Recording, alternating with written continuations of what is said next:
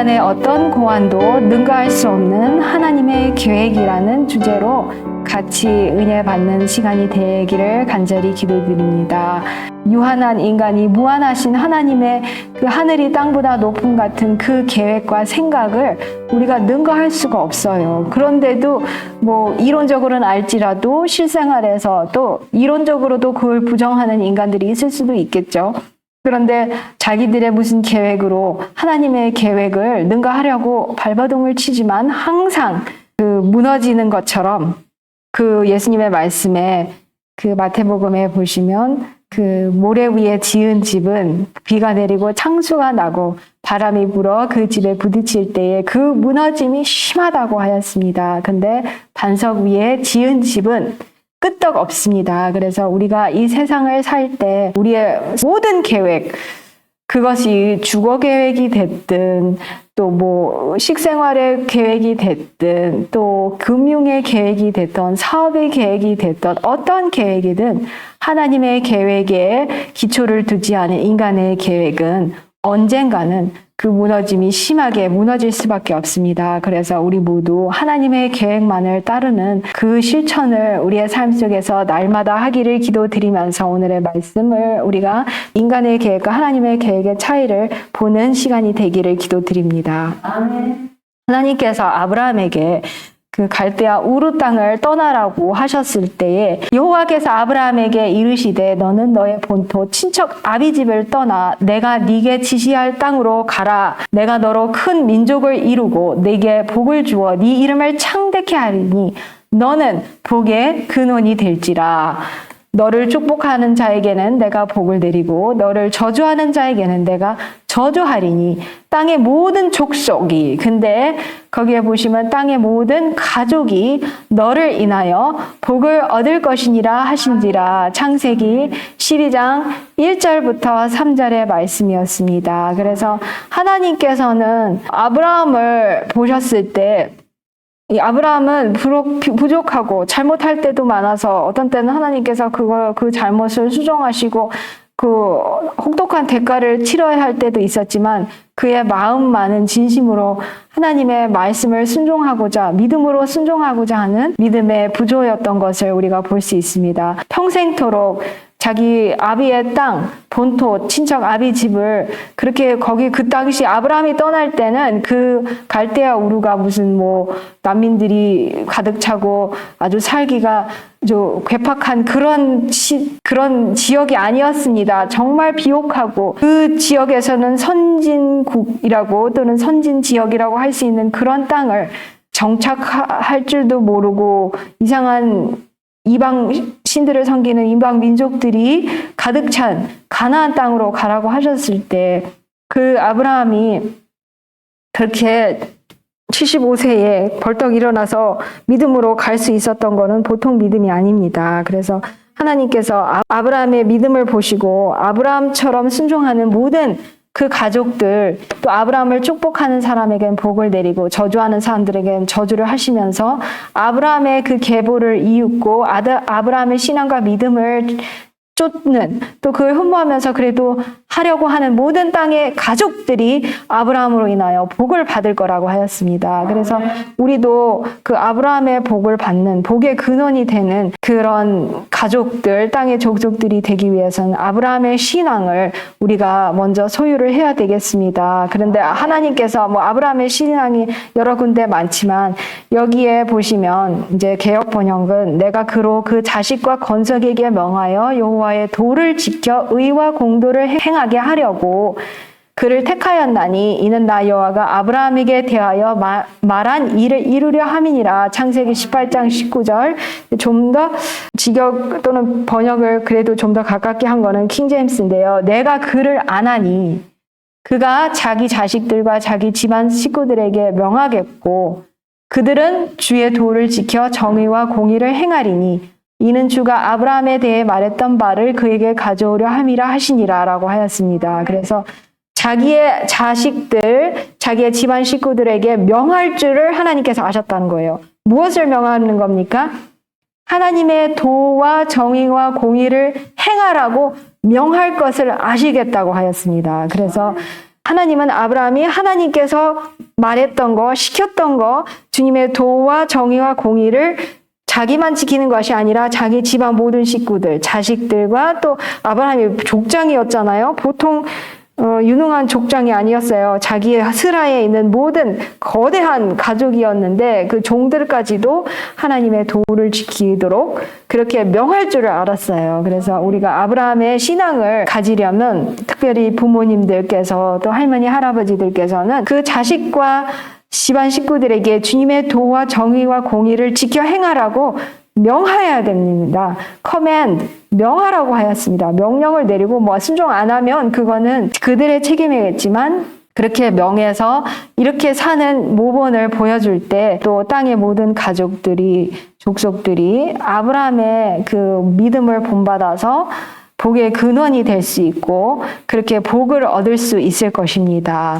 그래서 이렇게 이제 아브라함의 족속들이, 자손들이 이제 아브라함이 그렇게 이제 가나안에 살다가 야곱의 시대까지 살다가 이제 요셉이 하나님의 무슨 섭리 가운데 애굽으로 팔려가서 그렇게 노예 생활을 했죠. 근데 그것도 그 당시에는 엄청난 비극이자 불행이었는데 그 비극과 불행 중에서도 하나님께서는 요셉을 금처럼 나오도록 단련하는 그런 도구로 삼으셨고 그 앞에 보이는 불행인 것 같았지만 그 저주인 것 같았지만 그것이 도리어 화가 복이 되는 사건이 되었죠. 왜냐하면 그때 이제 야곱의 아브라함의 손자인 야곱의 자녀들이 점점 이렇게 큰 가족을 이루기 시작하는데 가나안에 엄청난 기근이 또 그 지역에 기근이 왔을 때 다 아사하게 생겼어요. 그런데 하나님의 은혜로 요셉이 이 애굽에서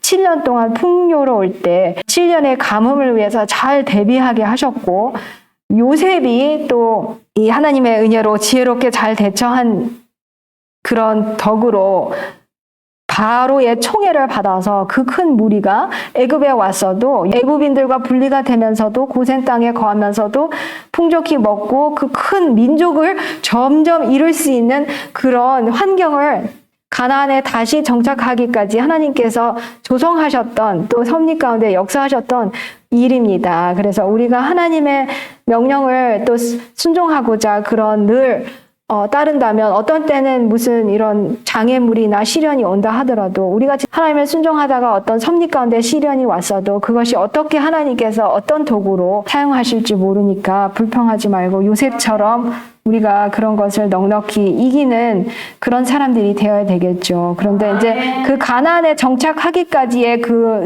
400년 이상을 애굽에서 거했고 또 가나안에 가기까지 또 광야에서 40년을 유리하였었어요. 그들의 고집과 또 불평, 불만과 여러 이유 때문에 지난주에도 말씀 가운데 그것들이 나왔죠. 그런데 그 모든 이야기를 우리가 할 수는 없지만 하나님께서 그 모세오경에 보면 이스라엘이 가나안에 장착한 후에 그들이 따라야 할 여러 규례와 규칙들 이런 모든 또 실천 사항들을 세세하게 말씀해 주셨어요. 그런데 그 중에 하나가 희년제도였던 것입니다. 희년제도였는데 레위기 25장 10절에 제50년을 거룩하게 하여 전국 거민에게 자유를 공포하라. 이 해는 너희에게 희년이니 너희는 각각 그 기업으로 돌아가며 각각 그 가족에게로 돌아갈지며 레위기 25장 10절 그 밭은 희년에 판 사람 곧 그 기업의 본주에게로 돌아갈지니라. 레위기 27장 24절 그래서 하나님께서 각 지파에게 그 지파에 맞게 땅을 분배하셨어요. 그것이 여호수아 시대에 이루어졌습니다. 그리고 또 희년을 지키라고 하였어요. 혹시 무슨 경제적인 이유로 자기의 그 조상에게 기업으로 지파에게 기업으로 주신 땅을 잠시 팔았거나 그래서 돈이 필요해서 팔았거나 하면 희년에는 그 사람과 그 노예로 팔려갔을지라도 또 그 땅이 잠시 다른 지파에게 팔려갔을지라도 희년에는 그 밭과 그 사람 또 그 밭은 희년에 판 사람 곧 그 기업의 본주에게로 돌아갈지니라라고 하였어요. 또 노예는 자유를 선포해 주셨어요. 우리 하나님은 얼마나 자비롭고 은혜로우신 또 미래까지도 확실한 사회 보장을 해주신 하나님을 볼 수 있습니다. 그 성경 말씀에 이렇게 정의롭고 공의로운 법을 둔 나라가 어딨냐고 모세가 이스라엘 백성에게 그렇게 이성적으로 호소를 했는데, 이런 식으로도 혹시 잠시 경제적인 불행으로 잠시 팔렸더라도 그렇게 다시 그 지파에는 영속이 될 수 있는 그런 제도를 마련해 주셨던 거예요. 그래서 뭐 이걸 다 우리가 일일이 오늘 볼 시간은 없지만, 치료봉사에 보면 이스라엘에 대한 하나님의 계획을 따라 각 가족은 경작하기에 충분한 땅을 가지고 가정을 세웠다. 하나님께서 이 땅을 가정으로서 상륙하고 번성하게 해주셨습니다. 근데 그 가정이, 하나님의 계획은 각 가정이 여기 경작하기에 충분한 땅을 가지고 가정을 세우는 거예요. 그렇게 함으로써 유용하고 근면하고 자급자족하는 생활을 위한 수단과 동기가 제공되었다. 그리고 지금껏 사람들의 어떤 고안도 그 계획을 능가하지 못했다. 세상이 그 계획에서 떠남으로써 오늘날 존재하는 대부분의 빈곤과 불행이 나타나게 되었다. 그래서 매 지파에 속해 있는 가정들이 다 계수되었고, 레위 지파에게도 뭐 균등한 부분은 아니지만 성을 주셨어요. 그리고 각 지파가 11군과 연금들을 레위 지파에게 주게 하셨었는데, 각 지파 가족의 수에 따라 유업이 각 가정에게 할당됐고, 아까도 보았지만 소유를 일시적으로 처리할 수는 있지만 영구적으로 팔아버릴 수 없게 하셨어요. 다시 언제든지 돈을 내서 찾을 수 있는 자유가 있었고, 빚은 매 7년마다 탕감되었고, 50년째 되는 희년에는 모든 토지의 소유권이 본래의 소유주께 돌아가게, 이렇게 하나님께서 이렇게 어떻게 해요?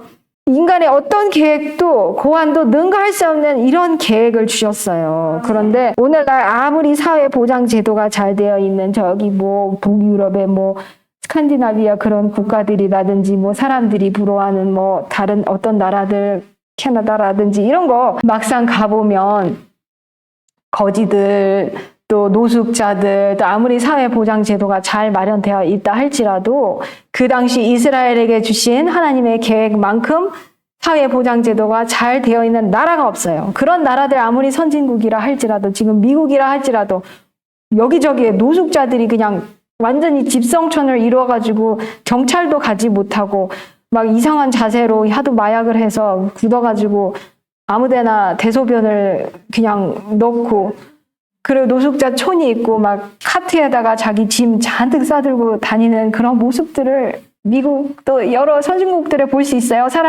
한국 사람들이 맨날 관광 가는 저기 유럽도 끄떡하면 관광객들이 여기저기서 그런 이상한 소매치기와 강도들에게 자기의 모든 기증품들과 모든 것들, 돈들을 다 빼앗긴 그런 이야기들이 수두룩하지 않습니까? 그래서 이 세상의 모든 빈곤과 불행 다 하나님의 계획에서 떠난 이유입니다.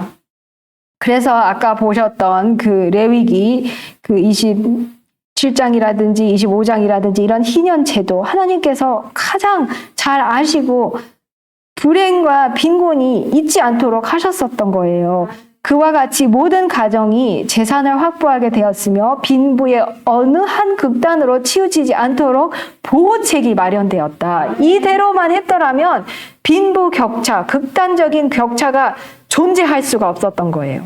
보호책이 되었던 거예요. 근데 오늘날 중국이라든지 뭐 이런 빈국이라 하더라도 부자들은 엄청난 부자입니다.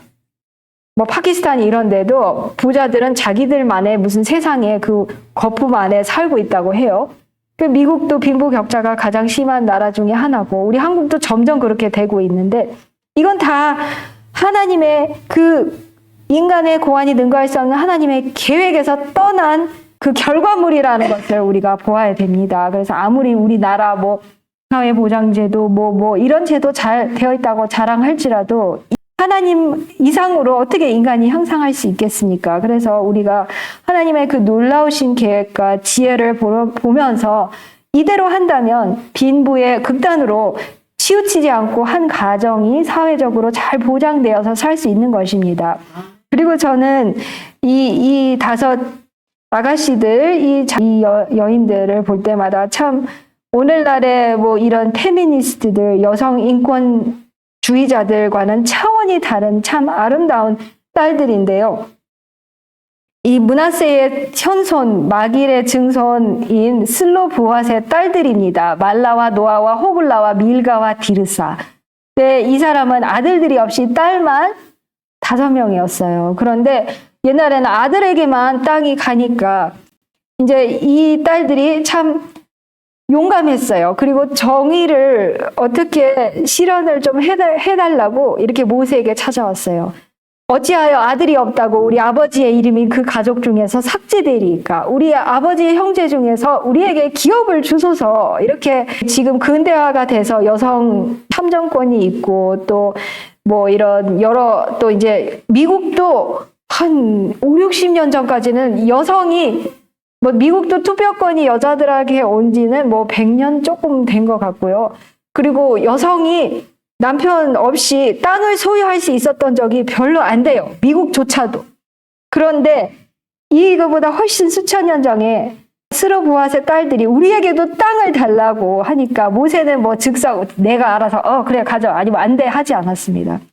모세가 그 사연을 여호와께 품하니라. 여호와께서 모세에게 일러 가라사대 슬로보앗의 딸들의 말이 옳으니 너는 반드시 그들의 아비의 형제 중에서 그들에게 기업을 주어 얻게 하되 그 아비의 기업으로 그들에게 돌릴지니라. 그래서 하나님께서 그 딸들의 그 요구가 무슨 불합리한 요구가 아니라는 것을 보셨어요. 맞다는 거예요. 하나님의 말씀이 옳으니까 뭐 아들이라고만 주고 딸에게는 안 주는 것이 아니라 그 딸들도 함께 아비의 기업을 그에게 주라고 하였어요. 그래서 이 5딸이 아들과 동등하게 자기 아버지의 기업을 그 지파에서 받게 되었는데요. 민수기 27장의 이야기였고, 근데 나중에 또 그 지파의 사람들이 와가지고 만약에 우리가 그 딸들이 다른 지파로 시집 가면은 그 조상 지파에 이게 시집 안 가고 다른 데로 가려면 나중에 희년 때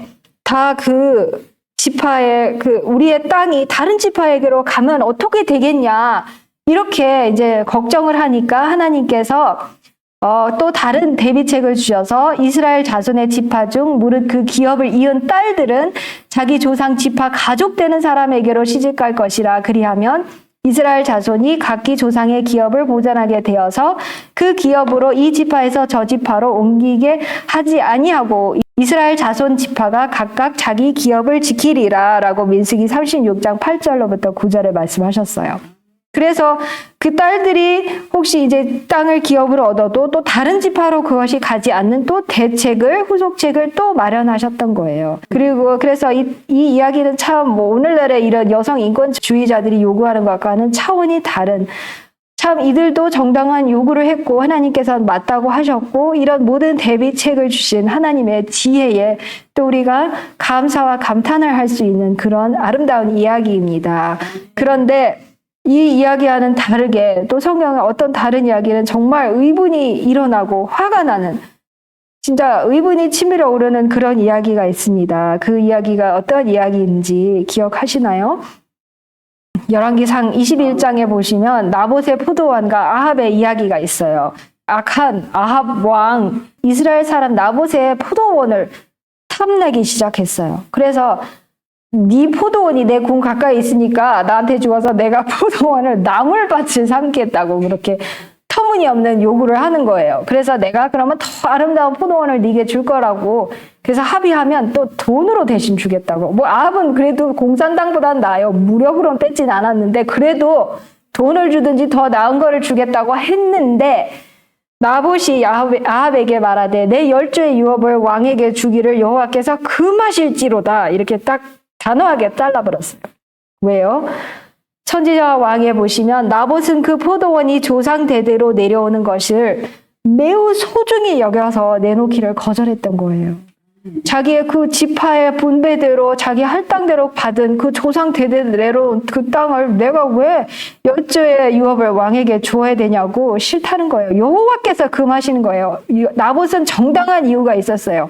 하나님의 명령에 따라서 나는 줄 수 없다 이렇게 하였어요. 왜냐하면 레위인의 그 모세오경의 법에 의하면 어떤 토지도 매매나 교환으로 영구히 양도할 수 없고 모든 이스라엘 자손으로 각자 조상 지파의 기업을 지켜야만 하였기 때문이죠.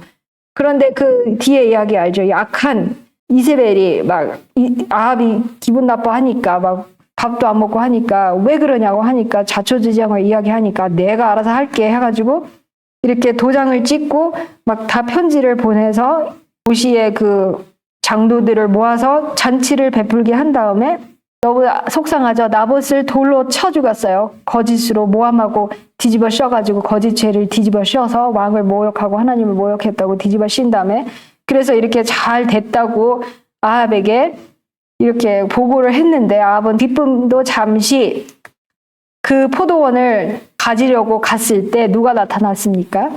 엘리야가 나타나서 그 긴 이야기를 할 수 없습니다. 너는 저에게 말하여 이르기를 여호와의 말씀이 네가 죽이고 또 빼앗았느냐 하셨다 하고 또 저에게 이르기를 여호와의 말씀이 개들이 나봇의 피를 핥은 곳에서 개들이 네 피, 곧 네 몸의 피도 핥으리라 하셨다 하라. 그래서 아합이 어떻게 죽을지도 예언을 하시면서 그것이 진짜 하나님의 노를 불러일으켰고 아합이 끔찍한 죽음을 맞이하게 된 계기가 된 것도 나봇의 그 의로운 피를 흘리게 한 그 아합의 악행 때문이었던 것을 우리가 볼 수 있습니다. 그래서 에스겔에도 보시면 왕은 백성의 기업을 취하여 그 산업에서 쫓아내지 못할지니 왕이 자기 아들에게 기업으로 줄 것은 자기 산업으로만 할 것임이니라. 백성으로 각각 그 산업을 떠나 흩어지지 않게 할 것이니라. 에스겔 46장 18절. 그리고 그런즉 너희가 이스라엘 모든 지파대로 이 땅을 나누어 차지하라.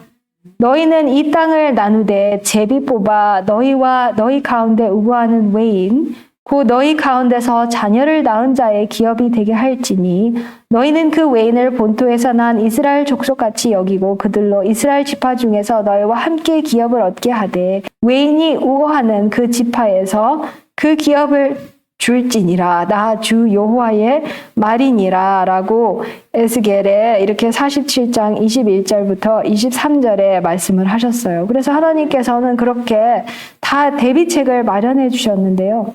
그런데 그렇게 가장 안전하고 경제가 부흥할 수 있는 그런 대비책을 주신 그 하나님의 계획을 떠난 거는 어떨까요?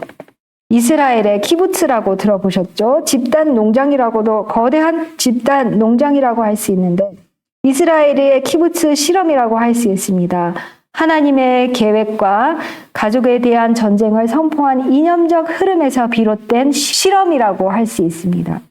그래서 오늘날도 키부츠가 물론 존재하기는 하지만 오늘날에 이런 일반 경제학자들과 기자들 이런 사람들이 봤을 때 키부츠에 대해서 100년 이상의 역사가 있지만 불확실한 미래에 직면하고 있다고 지금 어떻게 세계화된 이 세상에서 이런 키부츠가 과연 끝까지 살아남을지도 지켜봐야 할 일이라고 하였습니다. 그런데 이런 집단 농장 키부츠는 어떻게 처음에 100여 년도 전에 시작을 하게 되었냐면 프리드리히 엥겔스, 독일의 사회주의자, 공산주의의 창시자인 칼 마르크스의 협력자인 그의 동료였던 사람입니다. 이 19세기 사회주의 또는 공산주의 이론가 엥겔스는 핵가족이 신성하거나 자연적인 제도가 아니라 사유재산과 상속을 보호하기 위해 고안된 경제적인 메커니즘, 경제적인 장치라고 주장을 했어요. 그것이 공산주의의 사상인 겁니다. 그러니까 핵가족은 사유재산, 상속을 보호하기 위해서 고안된 경제적인 장치니까 그거를 허물어뜨려야 된다. 이것이 공산주의, 사회주의자의 주장이고 그들의 거짓된 발상입니다. 그래서 오늘날도 점점 한국의 이 좌쪽으로 기우는 정치인들이 맨날 지금 토지 공개념이라고 아예 지금 뭐든지 공공으로 다 소유해야 된다고 토지 공개념까지도 공공연하게 말하고 있는데 이거는 사회주의, 공산주의의 그런 거를 대변하고 있는 겁니다. 공산주의의 뿌리, 마르크스주의인 것입니다. 이 두 사람이 공산당 선언을 1848년에 발표했어요. 아마 왼쪽이 마르크스고 오른쪽이 엥겔스입니다. 근데 이 사람들의 이 공산당 창시자들의 주장은 결혼은 혈통과 부를 통제하는 체계로 기능하고 가정 자체는 위계 질서를 재생산한다고 주장을 했어요. 그래서 진정한 평등을 실현하려면 전통적인 이런 핵가정은 결국 해체되어야 된다고 주장을 하는 거예요. 그래서 이 공산주의의 사상들을 보면 이 가정이라는 이 신성한 하나님께서 제정하신 이 제도도 서로 의심하게 만들어요. 그래서 이 가정의 그런 애정과 충성하다기보다는 당에 충성을 하게 하잖아요.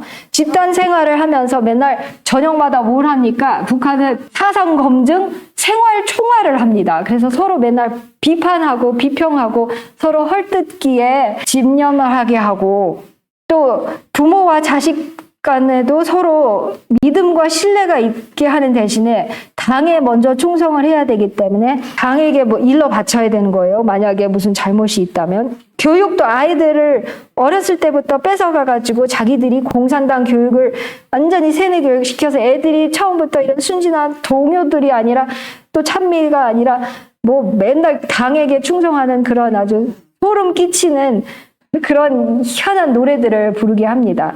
실제로 저희가 중국에 갔는데 2층에서 잠시 이제 저희는 세를 얻어서 살고 있고 1층에 집 주인이 거주를 했었는데 그 집 주인은 이제 이런 새로 먹고 살고 부인도 이상한 모습 로또 같은 걸 파는 여성이었던 것 같아요. 근데 아이가 고등학생인가 중학생 한 명 있고 작은 여자아이가 있었는데 4, 5살 정도 되는데 어머니가 집에 있는데도 불구하고 뭐 한국도 그러죠. 물론 맞벌이를 하면 어쩔 수 없다고 치지만 엄마가 집에서 돌보지 않고 어느 날 시장 바닥을 지나가다가 보니까 쇠창살 작은 이런 공간에 쇠창살로 딱 그거 셔터 같은 것이 내려가 있는 거예요. 거기에 보니까 아이들이 수룩하게 있는 거예요. 이 중국에서 본 겁니다. 아이들이 수룩하게 있는데 거기에 딱 보니까 그 아이가 있는 거예요. 우리 집 밑에 집 주인의 딸이 거기에 있는 거예요. 근데 그 엄마한테 물어보니까 날마다 등하교를 하는 것이 아니라 4, 5살인데도 일주일에 한 번만 집에 오고 그냥 일주일 내내 거기서 밥 먹고 자고 교육을 받는 거였어요. 그래서 우리가 다 그걸 보면서 참으로 너무 기가 막혀서 혀를 좀 찰 수밖에 없는 그런 상황이었었던 것이 너무 생생하게 기억해요. 그런데 그 공간도 얼마나 좁았는지 마치 좁은 닭장 안에 아이들을 몰아넣은 그런 느낌이었어요. 근데 그런 데서 뭐 날마다 왔다 갔다 하는 것도 아니고 일주일 동안 지내다가 무슨 중고등학생도 아니고 집에 온다니 참 너무 기가 막혔습니다. 그때의 공평이 광야에 거하며 의가 아름다운 밭에 있으리니 의의 공효는 화평이요 의의 결과는 영원한 평안과 안전이라. 내 백성이 화평한 집과 안전한 거처와 종용이 쉬는 곳에 있으려니와. 이사야 32장 16절로 18절에 말씀하셨습니다. 이사야에서 하나님의 백성은 이렇게 영원한 평안과 안전, 화평한 집과 안전한 거처, 조용한 이런 곳을 하나님의 백성은 거하고 있을 거라고 하였습니다. 그래서 하나님께서 땅을 기업으로 주시는데 하나님의 나라, 예수님께서 주신 그 저택들은 이렇게 화평하고 안전하고 조용한 곳이니 얼마나 감사합니까? 우리가 그 나라를 위해서 지금 준비를 하는 우리가 되기를 기도드립니다. 어쨌든 전통적인 가족을 해체시켜야 뭐 이 세상이 발전할 것이라는 이상한 생각들을 하였고, 이렇게 급진적인 사상과 광신적인 사상을 가진 사람들이 이제 1800년대 후반과 1900년대 초에 이렇게 거짓 나쁜 사상을, 그전에는 공산주의가 없었잖아요, 이 세상에. 물론 왕정 체제는 있었어요. 그리고 노예 제도도 있었고 뭐 이런 것들이 있었지만 이렇게 공산주의의 체제는 지금만큼의 그런 체제는 없었습니다. 그런데 이런 사탄의 대리자들이 이런 거짓된 사상을 만들어내면서 그런 사상에 물든 젊은이들이 동유럽에서 나와서 거기서도 핍박받고 유대인들이 힘드니까 우리가 이 팔레스타인, 이스라엘에 다시 돌아가서 이런 사회주의에 기반한 그런 아주 유토피아, 무슨 낙원, 거짓의 낙원을 한번 생산해보고 살아보자 라고 생각을 해서 그렇게 키부츠를 하게 된 거예요. 그래서 이 공산주의 창시자들의 평등주의 실현을 위한 잘못된 해결책은 공동체 생활이었고, 공동체 생활, 공동 노동, 공동 소유, 이제 육아까지도 공동 가족 생활이에요. 그 하나님께서는 가족을 주셔서 부모와 또는 조부모님, 부모, 뭐 자녀와 손자들이 이렇게 뭐 대가족이지만 그 가족이라는 그거 안에서 살게 하는 것이 하나님의 뜻인데, 이들은 그 모든 것을 다 해체하면서 그냥 공동으로 한 그냥 공동체 생활로 살면서 이 그들의 목표는 뭐였냐면 아이들이 부모가 아닌 공동체에 속하도록 인간 관계를 재설정하고 재설계하는 것이었어요. 이렇게 마르크스와 프루드와 이런 엥겔스 이런 사상에 물든 그냥 거짓된 이상에 물든 이거 중산층 동유럽에서 온 젊은이들과 유대인들이 이렇게 한번 실험을 해보자고 한 것이었습니다. 그래가지고 여기서 이 이스라엘에서 시행된 공동체들이 종류들이 많아요. 여러 가지 많은데 뭐 그 다 종류별로 약간씩 이렇게 구분이 되었습니다. 모샤브라는 게 있어요. 모샤브는 이스라엘의 자영 소농이 모인 공동 농장인데 이제 가족들은 각자 따로 거주합니다. 그렇지만 이제 집은 따로 있겠지만 따로 거주하지만 그 자기들이 농사를 해서 번 것은 무슨 협동조합 같은 이런 스타일로 거기에 속해서 거기서 팔고 뭐 생산하고 팔고 거기를 뭐 공동으로 나눠받는 이런 식인 거예요. 소유가 없이 그냥 살기만 따로 사는 거고, 그걸 모샤브라고 하고, 크부차라고 하는 거는 이스라엘의 소 집단 농장입니다. 집단 농장이지만 작은 집단 농장인 것이고요. 키부츠는 집단 농장인데 좀 더 대형인 것이 키부츠입니다. 근데 내내 이것들이 다 이 세 가지들이 이런 공동체의 종류들인데 약간의 차이는 있지만 어쨌든 공동체에 속하고 공동으로 소유해야 되는, 또 모든 것을 공유해야 되는 그것이 있어요. 그래서 초기 키부츠들 이 사진들을 이렇게 볼 수 있어요. 얼마나 황량한 그 이스라엘 팔레스타인의 그 사막에 이렇게 집도 제대로 짓지 못하고 얼마나 열악한 이런 환경에서 텐트를 치면서 살았는지 참 고생이 많았겠죠. 근데 초기 키부츠들은 자발적인 사회주의, 공산주의 실험으로 이렇게 지어져 있었던 것입니다.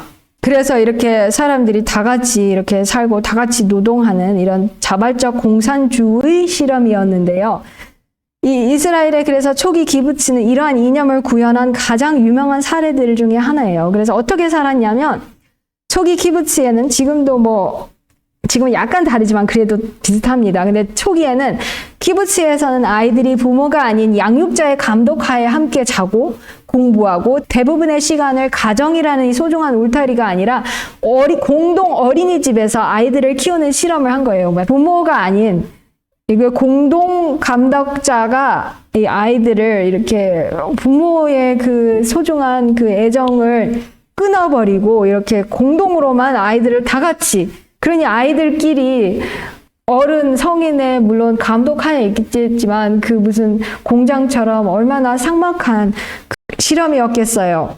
그런 것들이 오늘날 중국에서도 있었고 그 당시 그 키부츠에도 있었어요. 그래서 부모의 역할을 부모에게 돌리는 것이 아니라 공동체의 책임으로 대체되는 사회를 하려고 했던 거예요. 그래서 이 이스라엘에서 초기 시절의 공동체 생활 방식은 처음에는 저녁마다 다음날에 이 일 배정을 놓고 토론을 하는데, 가족이 아니고 공동체에서 하는데 사람마다 의견이 너무나도 달라서 그것이 의견이 모아지지 않는 거예요. 어떻게 일을 하고 그 일을 해야 될지가. 그래서 그 토론이 너무 격렬하고 길어서 어떤 때는 일을 할 수 있는 시간에 일을 하지 않고 24시간 동안 어떤 사람은 이렇게 일해야 된다고 주장하고 다른 사람은 저렇게 일해야 된다고 주장하고 또 뭐 이렇게 태클 걸고 저렇게 태클을 걸어서 24시간 이상 어떻게 일을 해야 될지 그것을 토론하다가 그 토론이 제대로 맞춰지지도 못하고 일을 하지 못하는 그런 경험을 제가 직접 읽었어요. 그리고 사생활은 사적인 개인적인 자유, 공동체 생활에 방해됨으로 없는 거예요. 뭐 여자들도 여자들끼리 한 방에 자고 남자들은 남자들끼리 한 방에 자고 아이들은 아이들 공동집에 이렇게 몰아넣어서 얼마나 극단적이었냐면 모든 것은 공동체의 소유이기 때문에 돈, 가축, 도구, 뭐 농기계, 기계, 심지어 개인의 옷조차도 자기가 소유하면 안 되는 거예요. 그래가지고 어떻게 되었냐면 일주일 동안 자기가 입을 노동복이나 그냥 일상복을 할당을 받아서 뭐 한두 벌씩 받아야 돼요. 무슨 거기에 가서. 그리고 안식일 날은 안식일 옷을 받으러 가야 되고, 외출할 땐 외출복을 받으러 거기서 배분하는 거를 받으러 가야 되는데, 그러니까 자기에게 맞는 특정한 옷이 아니기 때문에 서로 옷이 맞지 않아가지고 작든지 크든지 해서 굉장히 애들을 먹고 힘들었다고 합니다. 이렇게 힘들고 또 어디 외출할 때도 자기가 있는 돈을 가지고 나가는 것이 아니라 어디 공동으로 있는 박스에서 돈을 조금 받아가지고 그걸 갖고 나가야 되는 거예요. 이 정도로 극단적이었고, 무엇을 살 때도 자기 가족만 사주면 안 되고 모든 사람을 위해서 다 사줘야 되는 거예요. 그런 식으로 살다가 초기에 많은 집단 공동체들에서 젊은이들이 자살을 해버렸어요. 너무 힘들어서. 물론 같이 사는 것이 자기들이 좋다고 서로를 위로하고 했지만, 무엇인가가 공동체 생활 노동이고 모든 것이 힘들었겠지만, 그 공동으로 계속 사생활이 없이 자유 없이 산다는 것이 뭔가 이 스트레스가 너무 많아서 많은 젊은이들이 더 이상 견뎌내지 못하고 자살을 해버렸다고 합니다. 그리고 현재도 키부츠가 약간 형태가 다르기는 하지만, 거기서 성장한 청소년들은 끝까지 키부츠에 젊어서부터 노년까지 키부츠에 머무르려고 하지 않는다는 것이 오늘날에도 현실인데요.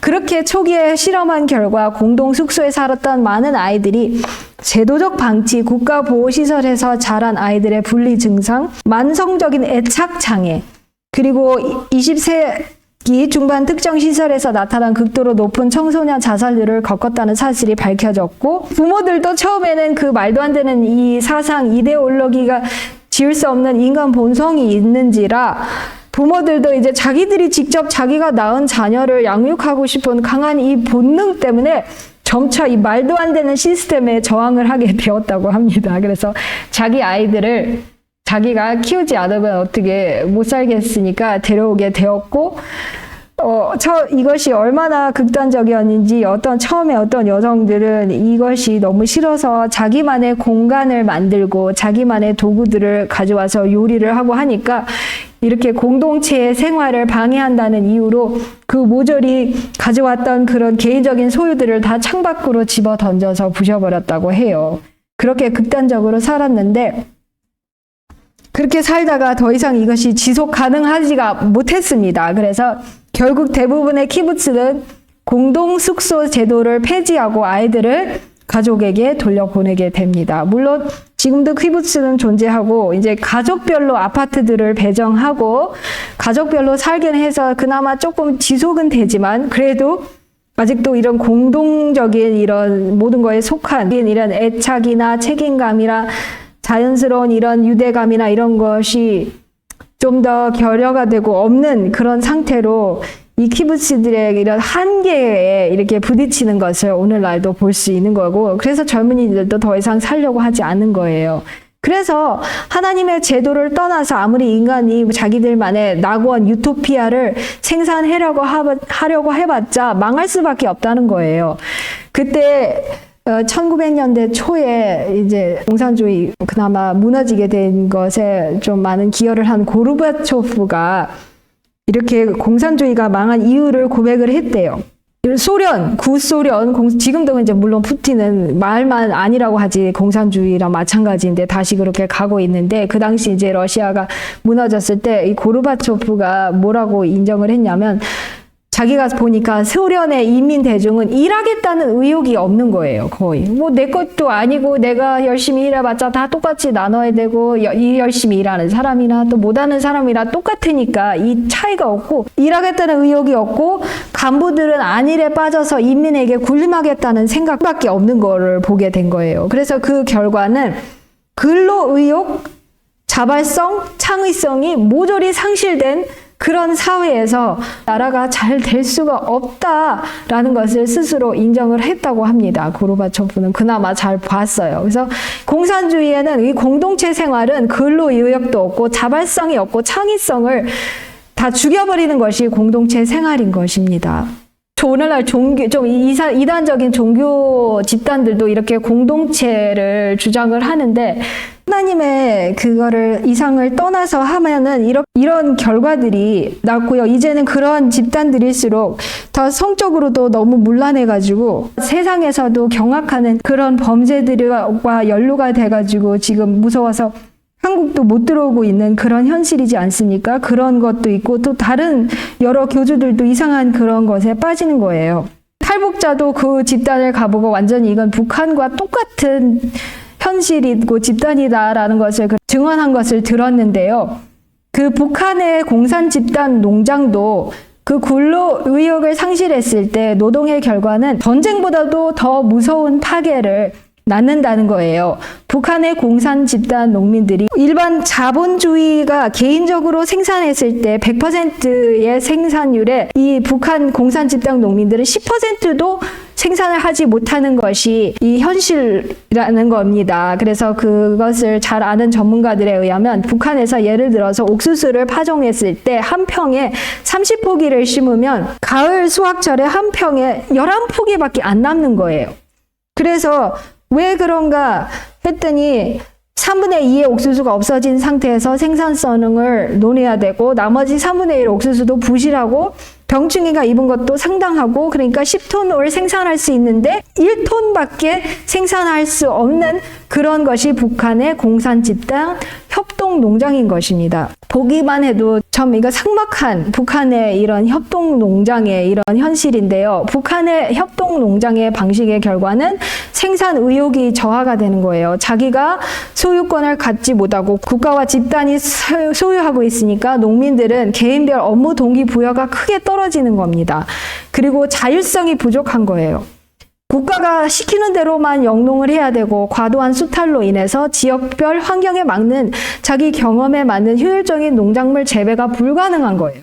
각자 그 지역에 맞는 경험에 따라서 각자 개인적으로 해야 되는데 그걸 안 하고 그냥 시키는데 아무것도 모르는 사람들이 시키는 걸로 하니까 이렇게 생산량이 떨어지고 또 협동농장 단위의 비료나 농기구 등 영농자재 공급망이 붕괴되어서 자력 생산이 어렵다고 합니다. 그래서 억지로 막 여기저기서 도시 근로자들을 끌어다가 억지로 농사 일을 시키니까 억지로 일을 하고 대충대충 완전히 엉터리로 일을 하니까 정성을 들이지 않으니까 옥수수들이나 쌀들이 다 그거에 너무 힘들어서 지쳐 죽고 그나마 지쳐 죽은 것들도 살아야 되는데 제대로 기르지도 않으니까 풀도 제대로 안 맺고 거름도 제대로 안 주고 하니까 이렇게 10분의 1로 떨어져서 제대로 생산을 하지 못하고 있다고 합니다.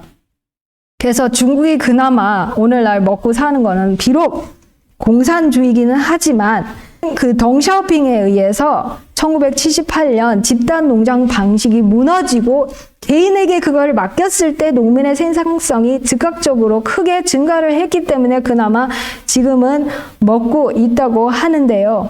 그래서 이렇게 하나님의 계획을 떠난 이런 것들은 다 이렇게 아무리 뭐 자기들은 이상적으로 그걸 포장해서 보여주려고 해도 다 이렇게 작황이 부실하고 생산 능력이 떨어지고 이렇게 독재자만 그 농민들은 다 죽어가고 국민들은 죽어가고 혼자 피둥피둥 이렇게 잘 먹고 잘 살고 회계만 투자를 하는 이런 무서운 상태로 이렇게 하나님의 계획을 떠났을 때 살 수 있다는 것을 보면서 우리는 하나님의 방법을 따를 때만이 안전하고 보장이 될 수 있다는 것을 볼 수 있습니다. 그래서 오늘날도 사람들이 모르는 사람들은 종교적으로도 집단 생활 또는 공동체 생활을 쫓아서 하고 싶어 하는 사람들이 있는 것 같습니다. 그런데 그거는 절대 하나님의 뜻이 아니에요. 왜냐하면 오늘날의 주께서는 당신의 백성들이 온 땅에 흩어지기를 또는 분산되기를 바라신다.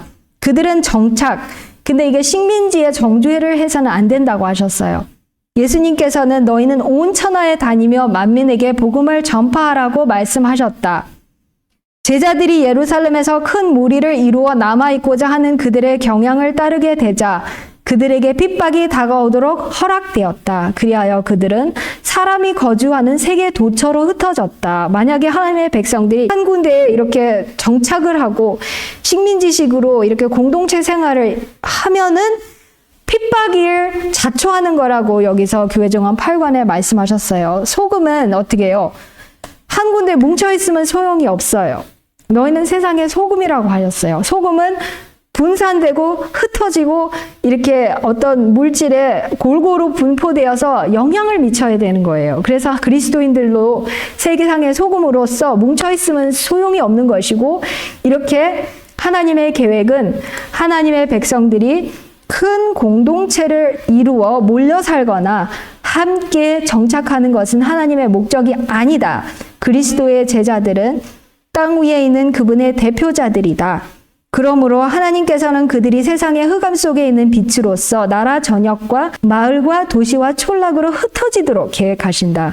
그들은 하나님을 위한 선교사가 되어 그들의 믿음과 행실로 구주의 오심이 가까웠음을 증거해야 된다라고 교회정원 8관 244쪽에 말씀하셨어요. 그래서 우리가 이렇게 하나님의 계획을 따를 때에 피해가 없고, 그만큼 하나님께서는 다 잘 아시기 때문에 이런 식으로도 우리를 위해서 준비를 하신 것을 우리가 볼 수 있습니다. 그래서 우리가 하나님께서 이렇게 행악하는 자는 끊어질 것이지만 여호와를 기대하는 자는 땅을 차지하리로다라고 하셨고, 온유한 자는 땅을 차지하며 풍부한 화평으로 즐기리라고 하셨습니다. 그렇게 땅을 차지할 수 있는 온유한 우리들이 되기를 간절히 기도드리면서 오늘은 여기서 줄이겠습니다.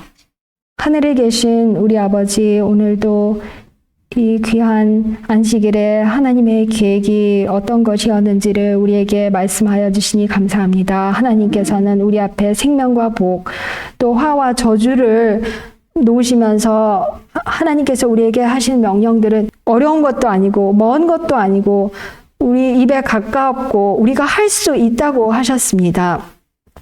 이렇게 우리의 복이 되고 우리의 장수가 되는 이런 여러 방면의 이런 삶의 지침들 또 명령들을 주심을 감사드립니다. 이스라엘이 하나님의 계획대로 하지 못하고 나중에는 하나님의 계획에서 떠난 이 공산주의, 사회주의 이런 말도 안 되는 이런 이상들을 하면서 그렇게 해봤자 그 계획들이 무너졌고, 오늘날 수많은 공산주의도 하나님의 계획을 떠나서 그들의 말도 안 되는 낙원을 만들려고 하지만 오히려 독재자만 군림하고 돈을 모으고 나머지 인민들은 너무나도 형편없는 삶을 사는 이런 사실들을 보면서 하나님의 계획을 능가할 수 없는 인간의 고안들이 얼마나 허무한지를 보여주십니다. 우리는 하나님께서 시키는 대로 온 땅에 두루 퍼지어서 세상의 소금이 되어서 주님이 전하시는 이 말씀을 제대로 전할 수 있는 선교사들이 될 수 있도록 오늘날 우리를 도와주시옵소서. 예수님의 귀하신 이름으로 간절히 기도드립니다. 아멘.